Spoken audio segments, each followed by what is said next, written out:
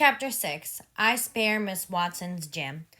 The sun was up high when I waked, but I just stayed there in the grass in the cool shade, feeling lazy and rested. A couple of squirrels on a limb jabbered at me friendly. I was dozing off again when I heard a deep sound of boom away up the river. I roused up and rested on my elbow to listen. Pretty soon I heard it again. I hopped up and went and looked out at a hole in the leaves. A bunch of smoke was resting on the water a long way up, about abreast of the ferry. And there was the ferry boat full of people. Boom! The white smoke squirted out of the ferry's boat side. Then I understood what was the matter. They fired a cannon over the water to make my dead body come up to the top. I was pretty hungry, but it wouldn't do to start a fire. They might see the smoke. So I stayed there and watched the cannon smoke and listened to the boom. The river was a mile wide and it was always looked pretty on a summer morning. I was having a good time seeing them hunt for my body. If only I had a bite to eat. The ferryboat was floating with the current. By and by, she drifted in so close to the island so I could see everybody on the boat.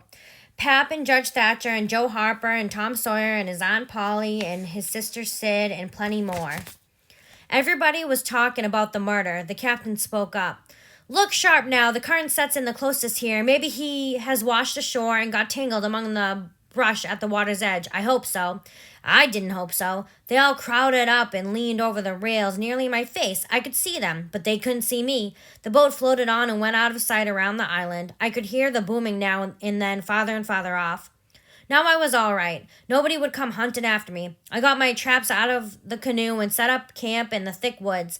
I made a kind of tent out of my blankets to put my things under so the rain couldn't get at them. I caught a catfish and hangled him open with my saw, and toward sunset, I started my campfire and had supper. Then I set out a line to catch some fish for breakfast. When it was dark, I stayed by my campfire, feeling pretty well satisfied, but by and by I got sort of lonesome. So I went out to the bank and listened to the water washing along and counted the drift logs coming down. Then I went to bed. And so for 3 days and nights, no difference, just the same thing. But the next day I went exploring through the island. I was boss of it. It all belonged to me, so to speak.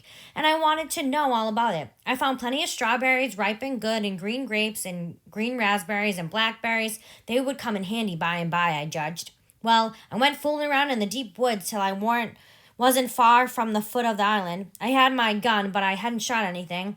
About this time, I nearly stepped on a good-sized snake. It went sliding off through the grass and flowers, and I after it, trying to get a shot at it. All of a sudden, I bounded right into the ashes of a campfire, still smoking. My heart jumped up amongst my lungs. I went sneaking back on my tiptoes as fast as I ever could. Every now and then, I stopped among the thick leaves and listened, but my breath was coming so hard I couldn't hear anything else. If I saw a stump, I took it for a man.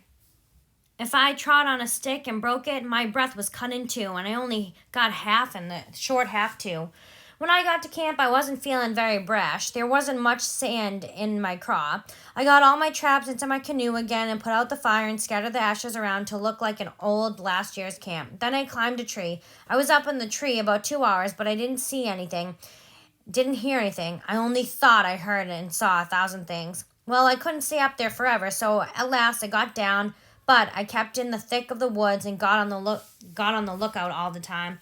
I had nothing to eat but what was left over from breakfast and some berries. By the time it was night, I was pretty hungry, so when it was good and dark, I slid out from the shore before moonrise and paddled over to the Illinois bank. Then I went out in the woods and cooked a supper. I made up my mind I would stay there all night. Then I heard a plunkety-plunk, plunkety-plunk. I said to myself, horses coming. Next, I heard people's voices. I got everything into the canoe as quick as I could, shoved out and paddled away. I tied up on the island in the old place and slept in the canoe. I didn't sleep much. Every time I waked up, I thought somebody had me by the neck. After a while, I saw a pale stake over the treetops. Day was coming. I said to myself, I can't live this way. I will find out who is on this island with me or bust. Well, I felt better right off. Pretty soon it was light, and I took my gun and slipped off toward where I had run across that campfire, stopping every minute or two to listen. By and by, sure enough, I caught a glimpse of a fire away among the trees. I went for it cautious and slow. When I was close enough to have a look, I saw a man on the ground. He had a blanket around his head, and his head was nearly in the fire. I got behind a clump of bushes, and in about 6 feet of them and kept my eyes on him. Pretty soon he stretched himself and hove off the blanket. It was Miss Watson's Jim. I bet I was glad to see him. "Hello, Jim," I said, and skipped out from behind the bushes. He bounced up and stared at me wild. Then he dropped down on his knees and put his hands together and says, "Don't hurt me, don't. I ain't never done no harm to a ghost. I always liked dead people and done all I could for 'em. You go and get in de river again where you belongs." I wasn't long making him understand I wasn't dead. I was ever so glad to see Jim. I wasn't lonesome now. I told him I wasn't afraid of him, telling the people where I was. I talked along, but he just looked at me, never said a thing. Then I said, "Let's get breakfast. Make up your campfire." "What is the use making up the campfire to cook strawberries and such, truck?" "Strawberries and such, truck," I said. "Is that what you live on? How long have you been on the island, Jim?" "I came here the night after you was killed. I'm so hungry I could eat a horse. But you got a gun. Now you kill something, and I'll make up the fire." We went over to where the canoe was. While he built a fire in a grassy open place amongst the trees, I fetched the bacon and coffee pot and frying pan and sugar in tin cups. When breakfast was ready, we lolled on the grass to eat it, smoking hot. Jim laid it in with all his might, for he was about starved. By and by, I said, "How do you come to be here, Jim, and how'd you get here?" He looked pretty uneasy and didn't say anything for a minute. Then he said, "You wouldn't tell on me if I was to tell you, would you, Huck?" "Blamed if I would, Jim.